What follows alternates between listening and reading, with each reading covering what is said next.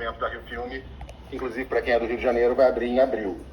Em São Paulo tem a SP Cine, que é parecido, e vários outros estados têm editais de desenvolvimento. Não muitos, mas alguns têm.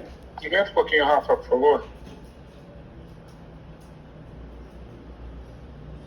O edital pede visão, abordagem estética do diretor, máximo de 2.500 caracteres, pontos fortes da proposta, máximo de 2.500, perfil do público-alvo, máximo de 1.000, estratégias de alcance do público-alvo, máximo de 1.000, plano de financiamento, composição de fontes, normalmente problema do produtor, argumento logline.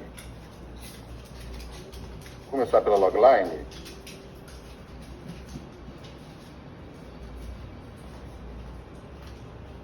Cinco homens negros, nascidos no subúrbio do Rio, amigos que não se veem há mais de uma década, confrontam mágoas, lembranças boas e ruins e buscam cura, enquanto separam coisas e esvaziam a luxuosa casa do sexto amigo falecido.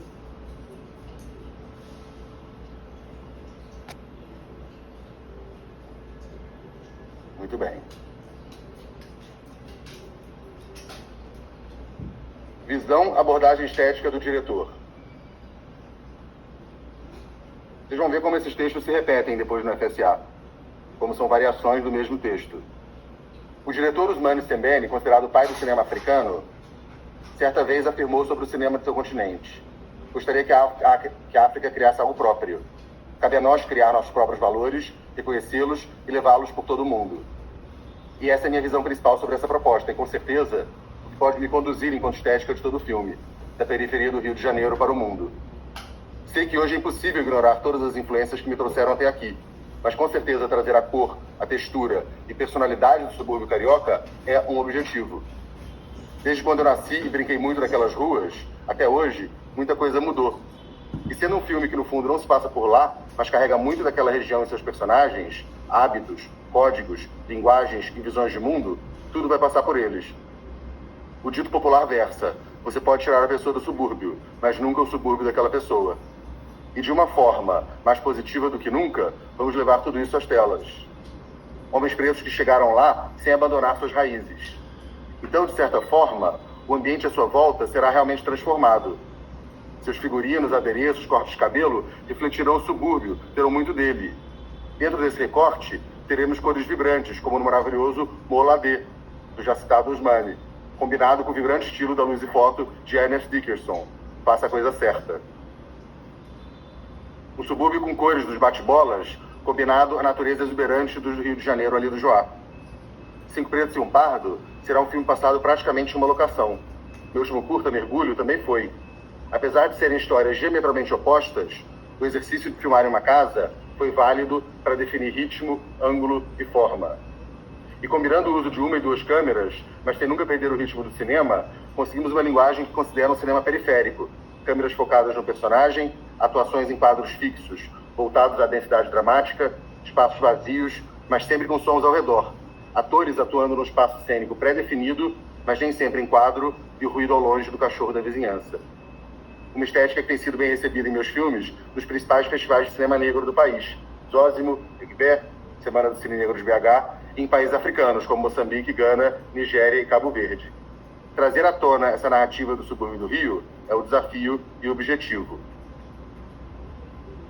Esse texto, ele mostra o que Martin, que é o diretor do filme, imagina para o filme, visualmente. Normalmente, quando a gente está fazendo um edital de desenvolvimento, se nós não formos os diretores, esse texto não nos cabe. Cabe ao diretor ou à diretora, não é a pessoa que for dirigir. Então, imagino que muitos queiram dirigir também. É preciso que a gente pense por isso, passe pelas referências. Esse texto, o que eu quero trazer de hoje, que é mais importante, é que esse texto tem uma estratégia.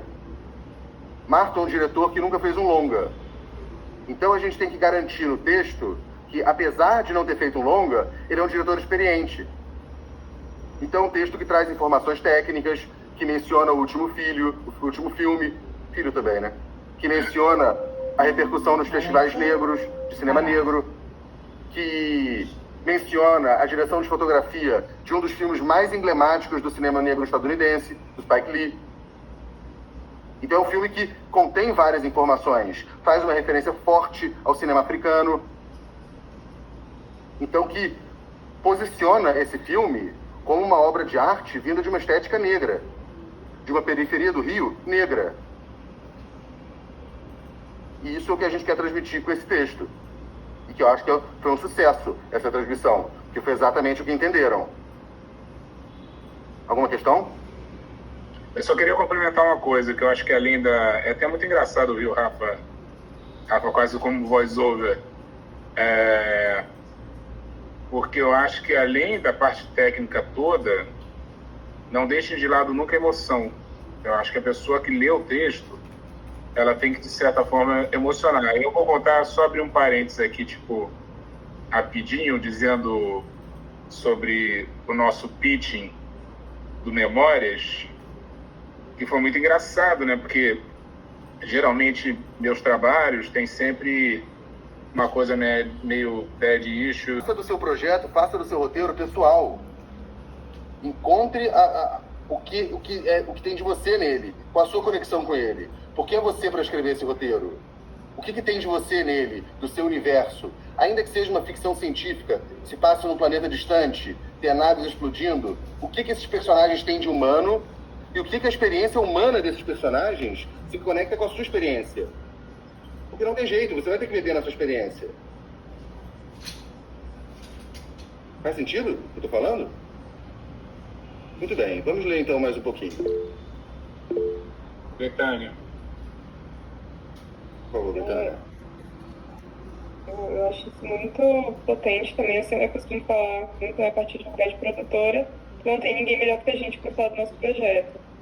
A minha questão, enquanto eu faço aqui esse curso com vocês e as ideias que eu tenho, é como separar esse lugar do que é isso, né? Do que é memória, do que é algo que talvez eu queira fazer uma ode a minha família, a trajetória, enfim, várias coisas que estão muito conectadas à minha história, para eu não fazer uma terapia no roteiro, sabe? Tipo, inclusive, enquanto vocês falavam sobre a escaleta na aula passada, teve um momento que Marta falou uma coisa que eu nem ia rebater, que não importa se isso aconteceu na vida real.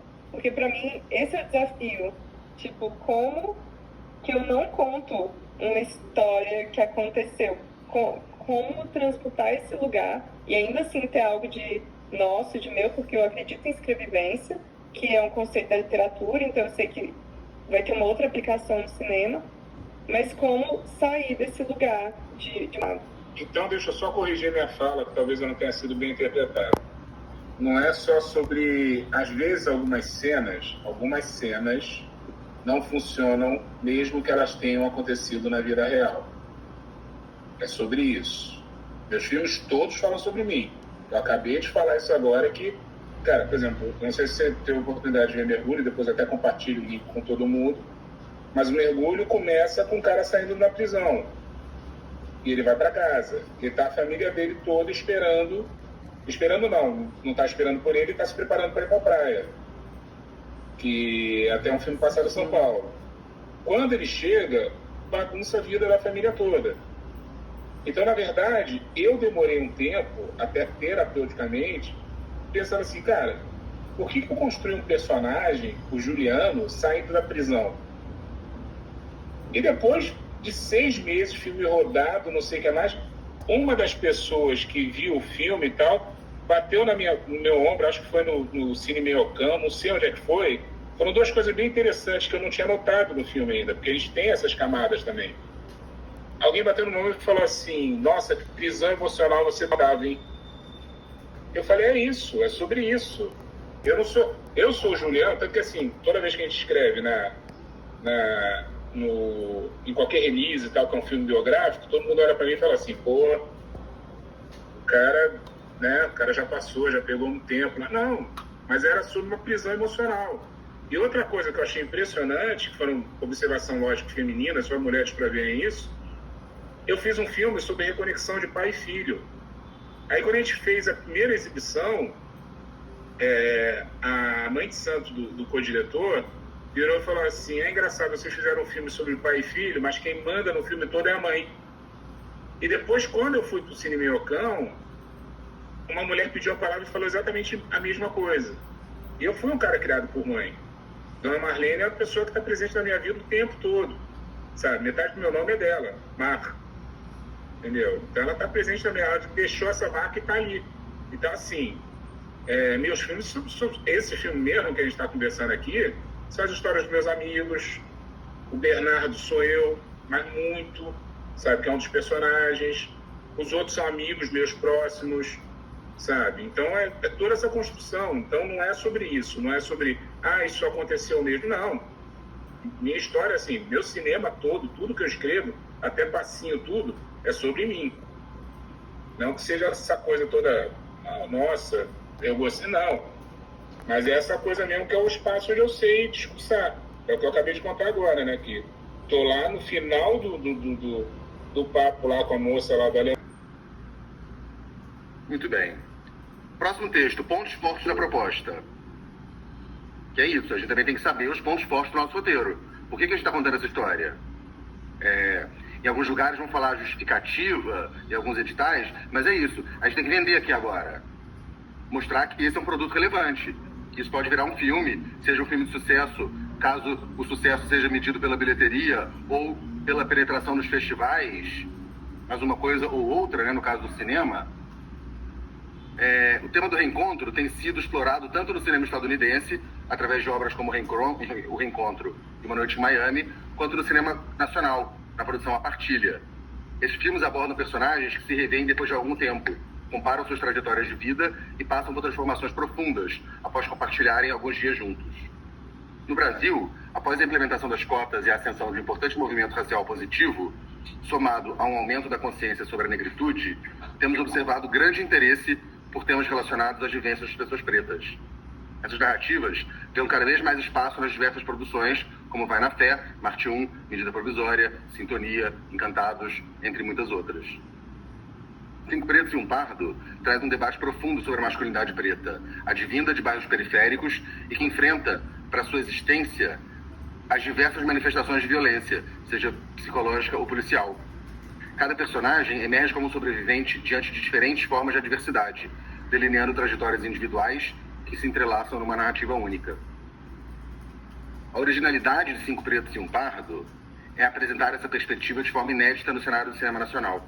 Ao combinar elementos de comédia e drama, o filme revela aspectos até então pouco explorados da vida cotidiana de cinco homens pretos. Aborda temas cruciais como amor, afeto, amizade, carreira, família e paternidade, tudo isso de forma leve e descontraída, e ao mesmo tempo forte e profunda, trazendo ao público identificação. Nessa trama, as relações de amizade entre os personagens assumem um papel fundamental. Esses laços, forjados pela vivência compartilhada das adversidades que a vida impõe, se tornam uma âncora emocional para os protagonistas. A jornada desses homens pretos, que estão felizes, bem-sucedidos e lutam para transcender adversidades e construir vidas significativas, ressalta a importância da solidariedade e do apoio mútuo em meio a um contexto de desafios constantes. Cada um com a sua trajetória, suas escolhas, seus corres, porém a mesma origem. Através de sua narrativa, o filme lança luz sobre a complexidade das experiências individuais desses personagens, bem como sobre os laços de amizade que os sustentam em face das lutas e conquistas diárias. Ao ampliar a discussão sobre a negritude, masculinidade e amizade, a obra contribui para um diálogo mais profundo e inclusivo sobre esses temas cruciais. Aqui, eu gostaria de chamar a atenção para 3 elementos. O primeiro são as referências. O segundo é a capacidade de teorizar sobre o próprio filme, de dar um passo atrás, olhar o todo que foi feito e entender sobre o que é o filme. Uma pergunta que a gente vai se fazendo em todo momento sobre o que é a série, sobre o que é o roteiro e como isso está se comunicando. E a terceira coisa, queria chamar a atenção para isso aqui, a originalidade Eu não peguei o edital da Rio Filme, peguei o do FSA, a gente vai ler agora na sequência. Todo edital tem critérios de avaliação. E essa é a dica mais prática e relevante de formatação de texto para edital. Vou até mostrar aqui. Critérios e subcritérios avaliados. Olha o critério 1. Abrangência do tema, originalidade, comunicabilidade, adequação da proposta ao público e potencial de difusão e valorização da cultura nacional. Como o avaliador vai estar buscando esses critérios para dar uma nota, eu facilito muito a vida dessa pessoa se eu falo: a originalidade da proposta consiste em o filme é adequado ao seu público-alvo por... Ele está procurando essa frase, está procurando essa palavra para avaliar nesse parágrafo. Então eu faço um parágrafo por critério. Eu tenho tudo que ele está pedindo, tudo que ele precisa encontrar no meu texto, está fácil de ser encontrado. Eu não dificulto, eu não enrolo. Eu vou direto ao ponto. Qual é a minha originalidade? Por que meu tema é abrangente? Por que meu filme se comunica com o público? E aqui o segundo critério: conceito criativo, conceito estético, proposta narrativa. Aqui é um pouco da qualidade do filme em si como história, né? Então, um está avaliando como produto e o outro está avaliando como história. Os dois critérios que avaliam o FSA. Então, se a gente olhar, por exemplo, o público-alvo, aqui na Rio Filme, depois da FSA a gente expande um pouco. No Brasil, 55% da população é autodeclarada negra ou parda. Produzir conteúdos audiovisuais para esse público, com toques de drama e humor, é fundamental. Os sucessos de Vai na Fé e da Provisória são prova disso. Conectam-se de forma direta com esses espectadores em busca de identificação. O público que o diretor Marta Olímpio costuma dialogar desde o sucesso da última temporada de Cidade dos Homens, escritas por ele, e os produtos desenvolvidos no hub de narrativas negras da Paramount. De novo, aqui a gente reforçando a conexão do Martin com esse público. Porque é isso que está sendo procurado no edital também. Em nosso filme, temos uma diversidade de pessoas negras e suas escolhas de vida, do evangélico ao agnóstico, do liberal de direita ao de esquerda pragmático, solteiro convicto, o pai de família e o romântico apaixonado por seu pai em véspera de casar. Esses debates sobre paternidades, afetos, família, drogas, extermínio do povo preto, pontuado por situações engraçadas, recordações e músicas pop de grande sucesso nos anos 2000, são um convite a momentos de entretenimento e reflexão. Depois tem outros textos aqui que a gente fala um pouco mais do mesmo: estratégia de alcance, o argumento, o plano de financiamento, que não é muito o nosso foco aqui. Mas eu queria ler também... Acho que alguém tinha uma pergunta, Rafa. Alguém tinha levantado a mão. Por favor, quem é? Alguém? Perguntas? É por isso que eu tinha levantado a mão. Eu tinha levantado a mão. Isso. Na verdade, eu queria... Os textos têm uma gradação, tem uma estratégia própria. Para que esse texto cumpra o objetivo.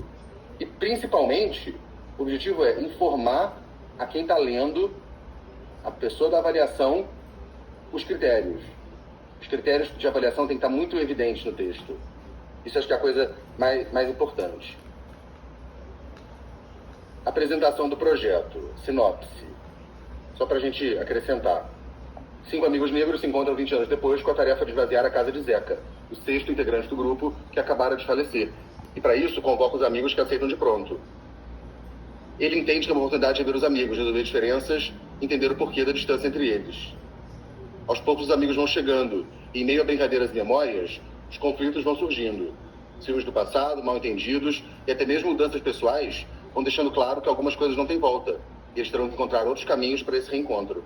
Um fim de semana denso, onde amor e amizade e as possibilidades se tornam muitas, e com certeza vai transformar todos eles. A visão do diretor, que a gente já leu.